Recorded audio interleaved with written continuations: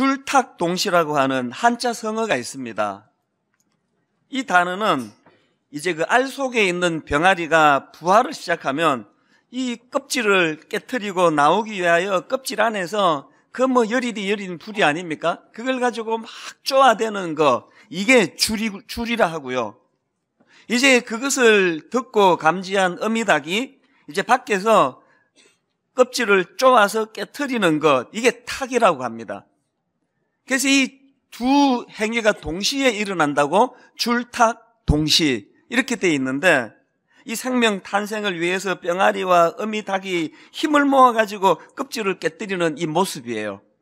이게 참 상상을 해보면 이 모습이 아름다운데요.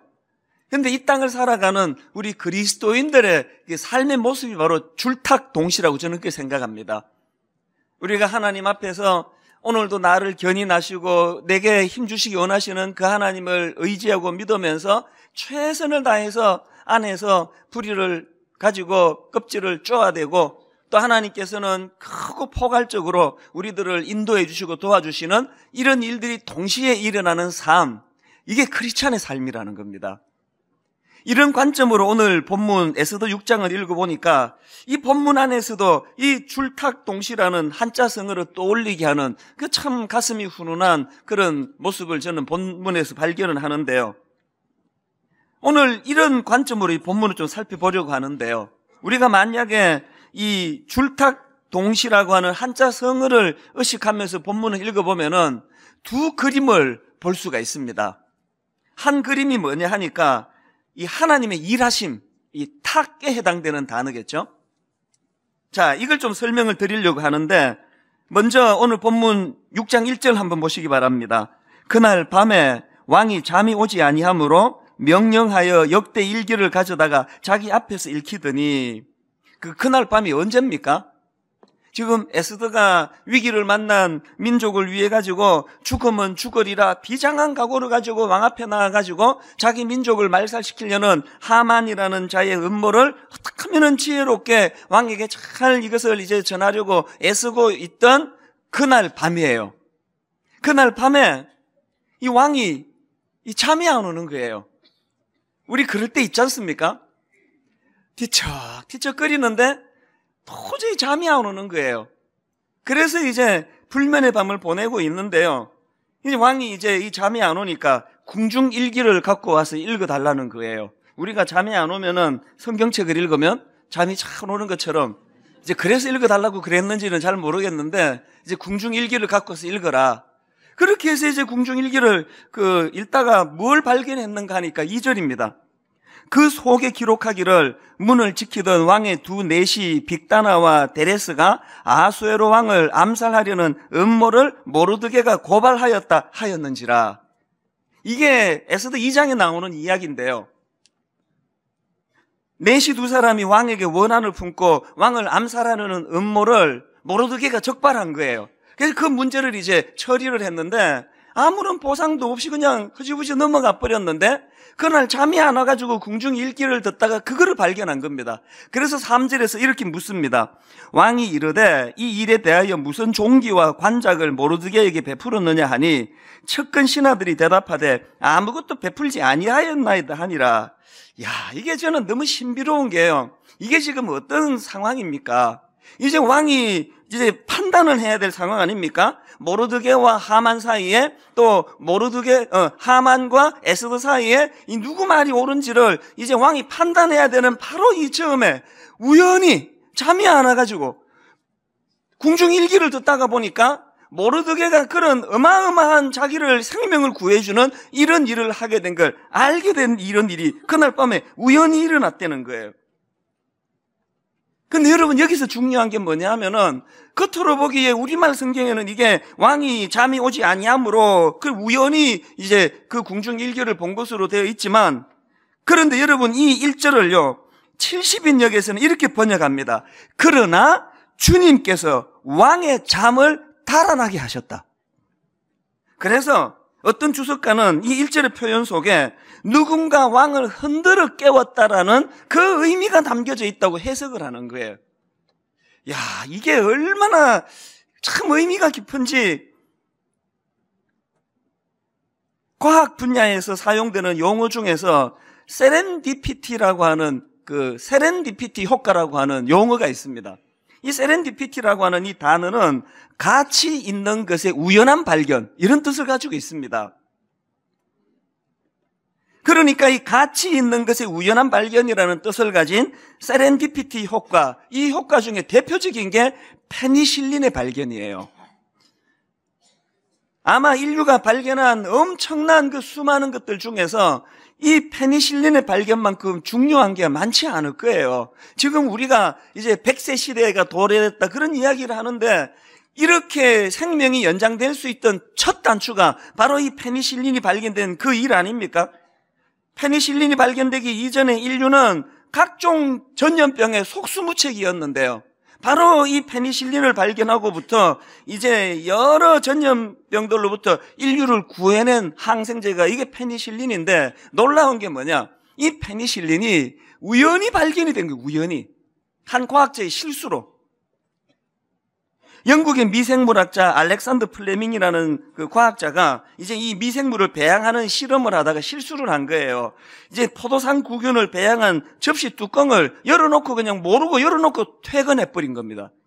그런 실수를 이제 아침에 출근해서 보니까, 이게 내가 큰 실수를 저질렀다. 이 실험에 큰 해서는 안 되는 실수인데요.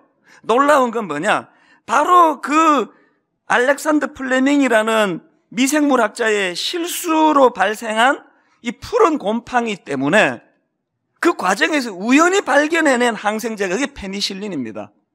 우연히 발생이 된 거예요. 만유 인력의 법칙, 이게 바로 세렌디피티 효과 중에 하나예요. 우연히 사과가 뚝 떨어지는 걸 그걸 연구하고 한 게 아니고요, 그냥 우연히 발견한 거예요. 다이너마이트 우연히 발견한 거래요. 그게 다 전부가 다 이게 지금 세렌디피티 효과라는 것입니다. 그래서 여러분, 이 믿음이라는 게 뭐냐 하면은요, 이렇게 겉으로 보기에는 우연히 발견되고 우연히 역사가 발전하고 우연히 전진해 나가는 것 같지만, 영안을 열고 이것을 바라봤을 때 그 인류 역사 발전 과정에 사실은 하나님의 섭리, 다른 말로 하나님의 보이지 않는 손이 개입되어 있는 것을 볼 수 있는 눈, 이게 믿음이라고 그럽니다. 저는 이런 관점에서 오늘 본문이 내 인생에 있어서 너무 벅찬 감격을 가져다 준 거예요. 제가 이 나이에 지난 금요일 날 하나님 주신 꿈 때문에 너무너무 가슴이 벅차가지고 잠이 안 오는 거예요. 지나온 저의 삶을 되돌아보는데도요, 이 하나님의 개입하심, 우연히 일어난 일이 너무 많습니다. 지금 우리 교회가 추진하고 있는 1만 성도 파송 운동, 이게 어떤 깊은 철학과 또 어떤 목회적인 뜻을 가진 어떤 한 훌륭한 사람이 해낸 게 아니고요, 이거 우연히 일어난 거예요. 저도 아수르 왕처럼 어느 날 저는 잠들었는데 계속 악몽을 꾸고 감이 눌리고 식은땀 흘리고 잠을 잘 수가 없어서 잠에서 눈을 떠봤더니 글자 시계로, 디지털 시계로 딱 300, 정각 새벽 3시.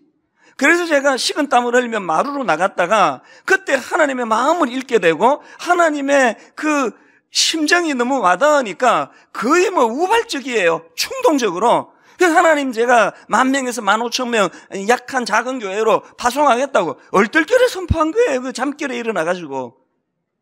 서현교육관을 저거 되팔겠다. 제정신으로 할 수 있는 일 아니잖아요. 잠결에 그냥 그렇게 선포한 거예요. 우연히 일어난 게 1만 성도 파송 운동이에요. 제가 이민 생활을 끝내고 우리나라로 역이민, 그것도 그 장가도 안 간 그 총각이 혼자서 보따리 2개 들고 한국으로 나오는 이 일도 아주 우연히 일어난 일이에요. 제가 깊은 계획을 하고 그런 게 아니고요. 어느 날 가게에 출근을 해가지고 이제 배달된 한국에서 온 그 신문을 이렇게 뒤적뒤적 하다가 보니까 거기에 사진 하나를 내가 본 거예요. 보니까 어떤 어머니, 학부모가 교실에 난입하셔가지고 여선생님 머리끄덩이를 잡아당기고 뒤에는 애들이 놀라는 이 사진, 그 혼미스러운 그 사진을 보는데 이게 웬일입니까? 눈물이 나는 거예요, 제가. 이 정신 나간 거 아닙니까? 지금 빛내가지고 가게 오픈한 지 얼마 안 돼가지고 이걸 어떻게 하나, 이것도 지금 머리가 아픈데 뭐하러 그 내가 남의 애들 그 놀라는 사진 보면 내가 왜 눈물이 나야 되느냐고요. 그 우연히 본 그 사진 한 장 때문에 내 인생의 진로가 바뀐 거예요. 그래서 내가 막 울면서 내가 여기서 뭐 하는 거야 내가 도대체. 내가 한국으로 가야 되는데 부르는 사람도 아무도 없는데 우연히 사진 한 장 본 게 내 인생의 궤도를 완전히 바꾸어 놓은 거예요. 그 우연히 일어난 일이에요. 지금 여러분 예배 드리고 있는 이 송림중고등학교, 분당 우리 교회랑 이 학교가 이렇게 인연을 맺게 된 거, 사람들은요 참 오해해서 주로 은혜를 많이 받아요. 와, 이찬수 목사가 굉장히 철학적이고 의식이 있어가지고 그렇게 그냥 건물 없는 교회를 추구해가지고 학교로 왔대는데요. 뭐 거짓말은 아니고 그건 다 틀린 이야기예요. 그 철학이 있어서 온 게 아니고요. 쫓겨나가지고 갈 데 없다가 우연히 알게 돼서 그냥 온 거예요. 저는 정자동에 건물이 있는 정자동으로 가서 그 전세 계약을 하려고 하는데 바로 그 인근에 있는 어떤 교회가 못 오게 막으시니까 그 할 수 없이 뭐 옆에 교회랑 싸움하면서 이 교회를 어떻게 개척하겠습니까? 그래서 눈물로 그거 포기하고 오갈 데 없는데 우연히 송림중고등학교로 소개해줘가지고 그래서 들어온 거예요. 그럼 뭐 오해하실 분은 계속 해주세요. 제가 뭐 엄청난 철학이 있어서 그랬다고 생각하시면은 뭐 졸업와서는 그 고마운 일이지만 사실은 그거 아닙니다. 근데 참 내가 놀라운 게 뭐냐면은 그렇게 저 정자동 그 공간 계약 현대를 못 오신다고 막 그렇게 막으신 그 목사님이 그렇게 자기 사명이 다 끝나니까 그분은 그러고는 용인으로 이사를 가셨어요. 그 용인으로 가실 건데 뭘 이렇게까지 못 오게 막으셨나 생각해 보니까 그게 하나님의 섭리. 그분은 이 무지한 제가 저리로 가면 안 되는데 자꾸 들어가려니까 그거 막는 사명을 갖고 거기 오셨다가 그 역할이 다 끝나니까 이제 용인으로 가신 거 아닙니까? 이 우연히 일어난 거 우연히. 제가 지난 금요일 날 너무너무 가슴이 벅찬 거예요. 제 인생에서 이 홈런을 친 게 몇 개 있는데요. 인생의 결정적인 순간에 홈런 친 게 다 우연인 거예요, 다. 내 심사숙고하고 계획하고 이렇게 된 게 아니에요. 왜 내가 가슴이 벅찬지 아십니까? 저의 이제 60세가 됐을 때, 저의 70세가 됐을 때, 이 놀라운 하나님의 섭리로 또 얼마나 놀라운 일들이 저와 우리 교회에 계획이 돼 있을 거를 생각하니까 막 너무 가슴이 벅차가지고 잠이 안 오는 게 제가 무슨 뭐 10대 청소년입니까? 그 10대 청소년들은 저 방에서 다 자고 있는데 이 나이에 너무 감격해서 잠이 안 오는 거예요. 신앙생활은요, 그냥 안 믿는 사람들은 이거 우연이지 그거. 이거 우연이지. 맞아요. 우연이에요. 그런데 신앙생활이 뭐냐? 내 삶에서 이 우연이가 너무 자주 일어나는 거예요. 결정적인 순간마다 우연이가 너무 많아요. 이 영화는 열고 봤더니 우연히 잠이 안 와가지고 궁중일기 가져오려 했다는 그 속에 보이지 않는 하나님의 흔들어 깨우시는 개입이 있더라는 거예요. 이걸 보는 눈을 믿음의 눈을 가졌다 이렇게 이야기합니다. 이 하나님의 흔들어 깨우시는 그 섭리를 기억하고 나면 인생이 진짜 행복해요. 그래서 여러분 다 아시지만 제 인생에서 뭐 탈진 이런 건 없습니다. 뭘 했다고 탈진합니까? 우연히 하나님 하시는 일에 편성해가지고 같이 즐기고 있는 거 아닙니까? 여러분의 삶이 이 우연히와 그 우연히 속에서 작동하시는 하나님의 섭리가 있는 인생이 되시기를 바랍니다.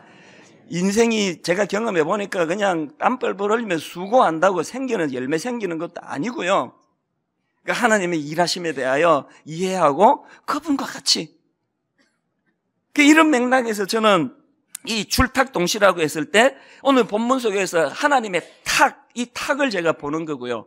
그런가 하면은 오늘 본문에서 발견되는 또 다른 한 측면이 줄이라는 이 단어인데요. 그게 뭡니까? 이 하나님의 일하심이 가능하도록 한 인간 모르드게의 성숙한 모습이에요. 이 줄과 탁이 동시에 일어나 놀라운 역사가 일어나는 겁니다. 그럼 모르드게는 어떤 귀한 모습입니까? 자, 여러분 한번 생각을 해보세요.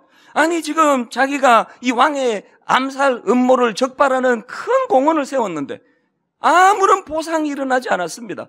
이것도 상처가 될 수 있는 상황인데요. 놀랍게도 바로 모르드게가 그런 공헌을 했는데 아무런 보상이 일어나지 않은 바로 그 다음 3장 1절에 보니까 한번 보세요. 그 후에 아하수에로 왕이 아각 사람 함므다다의 아들 하만의 지위를 높이 올려 함께 있는 모든 대신 위에 두니, 공교롭게도 그 왕의 암살로부터 자기가 그거를 막는 공헌을 했는데 아무런 보상이 없고 자기 민족의 원수 하만을 가장 높은 지위로 왕이 세워 올리는 이런 일을, 이게 모르드게 두고두고 상처가 되지 않겠냐고요. 그런데 여러분이 본문에서 발견되는 모르드게의 귀한 모습이 뭐냐 하니까, 모르드게는 이런 자기가 겪고 있는 이 불우한 이런 불이익을 가지고 울분과 분노의 자리에 빠지지 않더라는 거예요. 만약에 여러분 이 모르드게가 막 그냥 그거에 대하여 막 분노하고 울분해가지고 하나님을 향하여 무슨 일을 이따위로 하느냐고, 나 저런 하나님 믿을 수 없다 그러고 그렇게 뛰쳐나갔으면요, 줄탁동시는 없습니다. 지금 이 하나님의 지략을 보세요. 그 놀라운 아이템을 함부로 이렇게 써먹지 않고 하나님은 이걸 딱 킵하고 계셨다가 결정적인 순간에 이 놀라운 카드를 예비하고 계시는데, 우리 인생의 그 원망과 불평이 다 이런 걸 잘 이해하지 못하는 데서 오는 불평 아닙니까? 우리가 모르드게에서 배워야 되는 게 뭡니까? 그 인생의 원망과 불평이 자리 잡지 못하도록 하는 거예요. 요셉도 마찬가지 아닙니까? 요셉도 그 어린 나이에 그냥 웅덩이에 빠져가지고 살해 위협을 당하고 그 남의 나라 인신매매 팔려가고, 그것도 팔자도 이상한 아줌마를 만나가지고 강간 미수범으로 감옥에 들어가고, 압권이 뭐예요? 감옥에서 있더니 정부, 왕을 대면하는 정부 고급 관리가 들어와가지고 이제 요셉이 꿈을 해몽해주는 과정에서 이 고급 관리가 막 얼마나 그 감격하고 벅찼겠습니까? 그래서 이제 그 고급 관리가 다시 이제 풀려나는, 출소되는 이런 일을 경험하는데, 요셉이 애절하게 호소를 합니다. 나 아무 죄 없이 여기 들어왔다고. 당신이 여기 감옥을 나가게 되면 나 좀 건져달라고. 요셉이 그렇게 호소를 하는데, 세상 인심이라는 게요, 화장실 갈 때 다르고 올 때 다른 거 아닙니까? 왕이 그 고급 관리가 이 애절한 요셉의 그 간청을 잊어버린 거예요. 얼마 동안 잊었는지 아십니까? 2년 동안 잊었어요. 2년 동안. 그 고급 관리가 출소한 이후로 그 다음 날부터 마음을 졸이며 기다렸을 텐데, 놀라운 건요, 요셉하고 모르드게에게 공통점이 뭐냐? 울분이 없어요. 그 상처가 없습니다. 그 성격 좋아서 그렇게 된 게 아니고요, 하나님의 사람, 하나님과 교통하며 하나님과 대면하며 하나님의 뜻을 살펴나가는 사람들에게는 울분이 없습니다. 깊이 생각해 볼 한 포인트가 이거예요. 저는 보니까요, 우리 앞길에 이 두 갈래 길이 있는 거예요. 하나는 울분과 분노의 하만의 길, 하나는 하나님과 줄탁동시할 수 있는 조건으로서 울분과 분노와 상처가 없는 이 모르드게의 길. 자, 그러면 이 하만이라는 사람의 길은 어떤 길입니까? 하만이라는 사람은 왕에 의해 가지고요, 세상 모든 권력을 다 잡은 사람이에요. 명예를 다 잡은 사람이에요. 엄청난 그 출세길 앞에서 죽을 때까지 감격하고 감사할 수 있는 조건을 갖춘 사람이 하만인데, 하만의 문제점이 뭡니까? 아무렇지도 않은, 아무것도 아닌 사사로운 그거 하나 가지고 울분하고 분노하다가 망해버린 사람이 그 하만 아닙니까? 자, 에스더 3장 5절을 한번 보시기 바랍니다. 하만이 모르드게가 무릎을 꿇지 아니하고 절하지도 아니함을 보고 매우 노하더니, 지금 이 하만이 매우 노하는 이 상황이 어떤 상황입니까? 지금 왕이 자기를 최고 권력의 자리에 앉혀가지고 가슴이 터질 것 같은 감격을 누리던 그 상황인데, 수많은 그 사람들 가운데 한 사람 비위에 거슬리는 그 한 사람 때문에 자기가 가진 그 모든 감격을 그냥 다 쏟아버리는 사람이 하만 아닙니까? 5장 9절 13절도 마찬가지입니다. 9절을 한번 보세요. 그날 하만이 마음이 기뻐 즐거이 나오더니 모르드게가 대궐 문에 있어 일어나지도 아니하고 몸을 움직이지도 아니하는 것을 보고 매우 노하나, 또 13절, 그러나 유다 사람 모르드게가 대궐 문에 앉은 것을 보는 동안에는 이 모든 일이 만족하지 아니하도다 하니, 지금 이렇게 모든 일이 만족하지 않고 분노가 많은 하만, 이 상황이 어떤 상황입니까? 왕후가 왕을 위하여 배설한 잔치에 유일하게 초대된 사람이 하만 아닙니까? 그 영광스러운 기쁨과 감격으로 가슴이 터질 것 같은 그 상황인데 아무것도 아닌 그 일 때문에 그 기쁨과 감격을 다 쏟아내버린 사람, 이 하만이에요. 여러분, 이게 오늘 우리의 모습 아닙니까? 이 진짜 이 우리의 모습 아닙니까? 저는 여러분에게 심각하게 도전합니다. 여러분은 지금 울분과 분노로 자꾸 그걸 쌓아가는 하만의 길을 가고 있습니까? 아니면은 그것을 뛰어넘어 하나님의 동력인 줄탁동시의 길을 나아가는 모르드게의 길을 가고 있습니까? 바라옵기는 오늘 예배드리는 모든 성도님들이 울분과 분노를 쌓아가는 하만의 길이 아니라 하나님과 줄탁동시의 기쁨을 누리는 모르드게의 길로 나아가는 여러분 되시기를 주님 이름으로 축복합니다.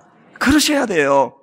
자, 그러려면은 어떻게 하면 되느냐? 어떻게 하면은 울분과 분노의 길이 아니라 기쁨의 줄탁동시의 길로 갈 수 있느냐? 두 가지로 제가 정리를 해봤는데요. 첫째로요, 여러분, 우리 이 보다 큰 것에 관심을 가져야 돼요. 여기서 말하는 보다 큰 것이라는 것은 이제 보다 그 본질적인 것을 말하는 겁니다. 에스더 4장 1절 2절을 한번 보시겠습니다. 우리 한 목소리로 한번 같이 모르드게의 모습을 한번 보시기 바랍니다. 같이 읽습니다. 모르드게가 이 모든 일을 알고 자기의 옷을 찢고 굵은 베옷을 입고 재를 뒤집어 쓰고 성중에 나가서 대성통곡하며 대궐 문 앞까지 이르렀으니 굵은 베옷을 입은 자는 대궐 문에 들어가지 못함이라. 여기서 발견되는 모르드게와 하만의 결정적인 차이가 뭡니까? 모르드게는 자기 자신이 높아지는 일보다는 더 큰 거, 자기 민족의 장래, 민족의 위기, 여기에 더 마음이 가던 사람이 모르드게예요. 하만은 모든 초점이 자기 자신이에요. 내가 이렇게 높은 권력을 가졌는데 누가 날 대접 안 해? 누가 날 무시해? 여기에만 촉각이 곤두서 있던 사람이 하만이에요. 우리는요, 자연인으로 죄성을 가지고 우리는 내버려두면 하만으로 해. 내버려두면 아무것도 아닌 분당 우리 교회 담임 목사잖아요. 이게 뭐 권력입니까? 이게 뭐예요? 근데 뭐 틈만 나면 인정 못 받아가지고 기분 나쁘고. 모르드게 이게 모르드게. 저는 목회하다가 가끔씩 이 김수영 시인이라고요. 이분이 쓴 이 1965년도에 쓴 시예요. 오래된 시인데 어느 날 고궁을 나오면서 저는 이 시 맨 끝부분에 나오는 이 구절이요. 모래야, 나는 얼만큼 작으냐? 바람아, 먼지야, 풀아, 나는 얼만큼 작으냐? 정말 얼만큼 작으냐? 시인이 왜 이렇게 자기 작음을 이렇게 고뇌하며 토로합니까? 맨 앞에 이런 내용이 나옵니다. 왜 나는 조그마한 일에만 분개하는가? 저 왕궁 대신에, 왕궁의 음탕 대신에 50원짜리 갈비가 기름 덩어리만 나왔다고 분개하고, 옹졸하게 분개하고, 설렁탕집 돼지 같은 주인년한테 욕을 하고, 옹졸하게 욕을 하고. 지금 시인이 노래하는 게 뭐예요? 방금 그 고궁, 이 상징적으로 그 역사를 생각하고 큰 걸 보면서 가슴이 참 벅차놓고, 이제 고궁 나와가지고 그 앞에 있는 그 설렁탕집에 들어갔더니 그 돼지 같은 주인 여자가 비계 덩어리를 이따만한 걸 넣어가지고 기분 다 잡치고, 왜 나한테 이런 비계 덩어리만 넣느냐고 분개하고 옹졸하게 욕하는 그 모습을 통해 뭘 말하고 싶은 겁니까? 현실의 큰 부조리는 침묵하고 눈앞에 조그만한 이런 사소한 일에만 쉽게 분노하는 자신의 이 초라한 모습을 지금 토로하는 거 아닙니까? 이게 오늘 저의 모습이고 이게 오늘 여러분의 모습이라고 말한다면 이게 과장된 이야기입니까? 거기다가 우리는 교활하기까지 해가지고 분노하면서 그걸 공이라는 이름으로 포장을 해서 하잖아요. 얼마나 잔머리를 잘 굴립니까? 내가 이 국밥에 돼지기름이 들어간 것 때문에 화가 난다면 이 말을 하면 안 된다는 걸 다 알기 때문에 늘 우리는 명분을 가지고 분노하지만, 그러나 뿌리 깊게 들어가 보면 하만과 같은 인정받지 못하는 저급한 욕구, 이게 안 채워서 생기는 분노 아닙니까? 깊이 돌아보셔야 돼요. 오늘 내 마음의 평안을 빼앗는 것은 외부의 적이 아닙니다. 오늘 내 마음의 평안을 빼앗아가는 것, 내 기쁨을 빼앗아가는 것, 내 내면의 이 하만과 같은 저급한 태도. 저는 오늘 이 본문에 있는 이 내용들을 보면서 참 어떨 때는 제 자신이 한심하고 어떨 때는 제 자신이 부끄럽고 아무것도 없는 저를 이만큼 높여서 세상에 그냥 어지러울 정도로 하나님이 높여주시는데도 아무것도 아닌 이런 것 때문에 마음 상하고 기분 나빠하고 이런 너무너무 좁아터진 저 자신을 볼 때마다 주님의 크심을 선포하는 거예요. 주님의 높으심을 선포하는 거예요. 나 같은 것 위하여, 자격 없는 나 위하여 십자가 지신 주님을 생각하며 하나님, 내가 그 종인데, 아버지, 내가 명색이 그 크신 하나님의 종인데 그 주인 하나님 닮은 종 되기를 원합니다. 우리 여러분들 커져야 돼요. 어지간한 건 용납하고 어지간한 건 포용하고, 모르드게가 인사 안 하면 뭐 기분 나쁘지 나쁘지. 부교역자가 뭐라고 저한테 기분 나쁘게 하면 아이고 뭐 나도 저 나이 때 저랬는데, 얼마나 많이 내가 윗 선배들한테 실수를 저질렀는데, 어지간하면 용납하고 어지간하면 포용하는 게 상대방을 위한 게 아니고 나 자신의 평안을 위한 것임을 여기까지 영안이 열려지는 그런 저와 여러분이 됐으면 좋겠습니다. 그런가 하면 두 번째로요, 우리가 이 울분과 분노의 하만의 길이 아니라 출탁 동시에 모르드게의 길을 가기 위해서는 이 자족 훈련을 해야 되네. 자족 훈련.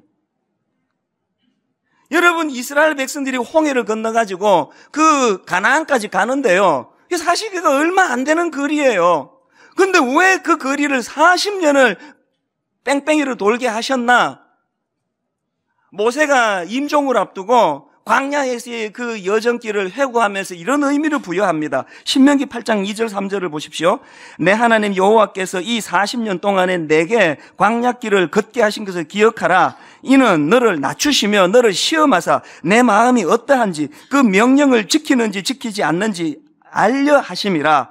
너를 낮추시며 너를 줄이게 하시며 또 너도 알지 못하며 내 조상들도 알지 못하던 만나를 내게 먹이신 것은 사람이 떡으로만 사는 것이 아니요 여호와의 입에서 나오는 모든 말씀으로 사는 줄을 내가 알게 하려 하심이니라. 하나님, 오늘도 우리를 그 죄악의 그 영적인 애굽의 압제로부터 해방시켜 주시고 하나님의 초자연적인 은혜와 능력으로 영적 홍해를 건너게 하시고 이제 우리가 영원히 누리게 될 하나님 나라 가나안에서의 기쁨을 위하여 그 천국 백성에 걸맞는 하나님의 사람으로 연단의 과정에서 우리를 이 땅에서 다루고 계세요.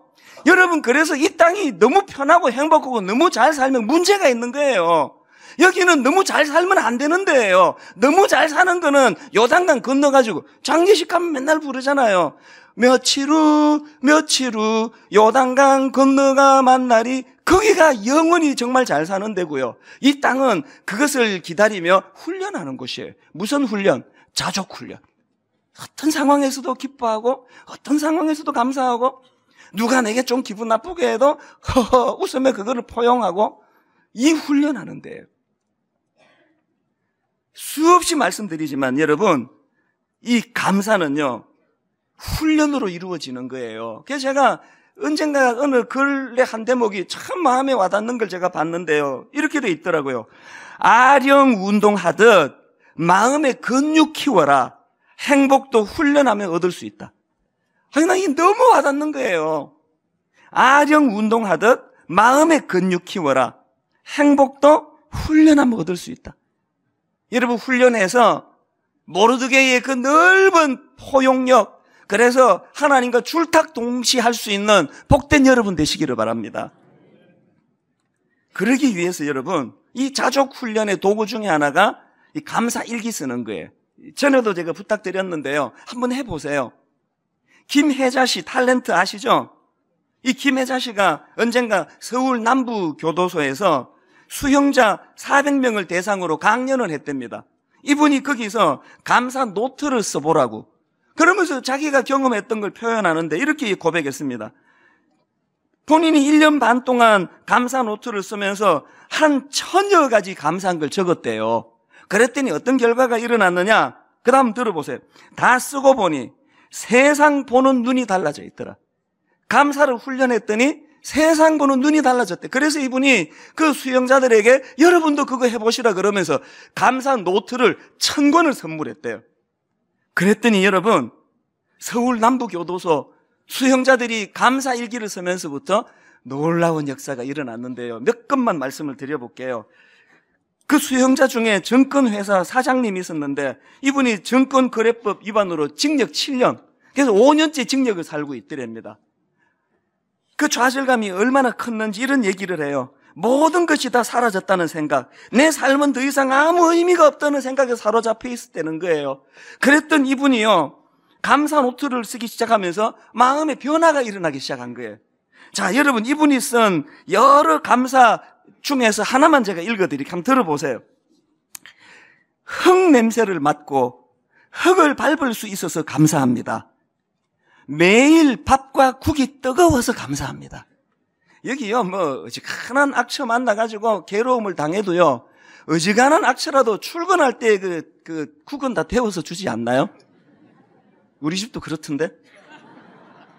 어지간하면 아무리 악처라도요, 그 더운 밥, 더운 국 내미는 거 아닙니까? 매일 그거 먹고 출근하잖아요. 이것 때문에 감사해 본 분 계세요? 내가 오늘도 따뜻한 국을 대접해주는 아내가 있다는 것 때문에 감사한 적 없으시죠? 왜? 훈련을 안 해서 그래요. 그런가 하면은 이런 분이 계세요. 징역 10년을 선고받은 어떤 장기수인데요, 막 늘 원망하고 불평하는 캐릭터를 해가지고요, 교도관들 사이에 골칫덩어리였답니다. 누가 이제 이 장기수에게 감사 노트를 주니까 반응이 이렇더랍니다. 내가 감사할 게 어디 있느냐? 너 지금 나 놀리는 거냐? 그랬는데 결국은 감사 노트를 받아들었는데 그 다음을 한번 들어보시기 바랍니다. 이제 그 동료가 이제 그 감사 일기를 이제 쓰라고 권하는 내용이에요. 자, 들어보세요. 그러지 말고 한 개만 써보라는 동료의 말에 장 씨는 노트를 받기는 했다. 처음엔 거창하고 대단한 것을 써야 한다는 생각에 몇 개 적지 못했다는 장 씨는 그러다 문득 생각이 나서 쓴 게 뭐냐? 자, 뭐라고 이분이 감사 노트에 썼느냐? 이렇게 썼습니다. 오늘 주임이 번호가 아니라 누구누구야라고 내 이름을 불러주어서 감사했다. 이거를 쓰고는요, 자꾸 읽어보니까 정말 감사한 일이라는 생각이 들었다는 거예요. 그 다음에 이제 이분 눈에 감사거리가 보이기 시작하는데 어떤 날에는요, 하루에 20개 넘게 적은 날도 있대요. 제가 감동을 받았던 게 뭐냐 하면은 어느 날이에요. 이 장기수가 자려고 누웠는데요, 뭐 안 가봐서 모르지만 감옥에 뭐 창문이 크진 않은 거 아닙니까? 이분이 자려고 누웠는데 그 감옥 창문으로 달이 떠 있더래요. 너무너무 감사해가지고요, 그날 그대로 잠을 못 잤대요. 일어나가지고 감사일기에 이렇게 썼답니다. 창문 한 귀퉁이로 달을 볼 수 있어 감사하다. 그렇게 하고 잠을 청했대요. 이분 왜 이렇게 변했을까요? 감사를 훈련해서 그런 거예요. 결론을 맺으려고 합니다. 오늘 여러분, 우리 이 말씀이요, 결정적인 순간에 왕을 흔들어 깨워 왕의 잠을 달아나게 하시는 하나님의 주권. 그런가 하면은 그 일하시는 하나님을 내가 목도하고 그분과 줄탁동시 하나님과 동역하는 자리에 나가는 기쁨. 그런가 하면은 내 내면에 아직 치유되지 않은 하만의 울분과 분노가 있는데 주님의 십자가를 묵상합니다. 내 안에 울분과 분노가 주님의 십자가로 다 녹아지기를 원합니다. 이 간절한 바람, 이런 것들이 다 어우러져서 저와 여러분 삶에 진실로 기쁨과 감격과 감사, 모르드기의 삶을 걸어나가는 귀하고 복된 저와 여러분 되시기를 주님 이름으로 축원합니다.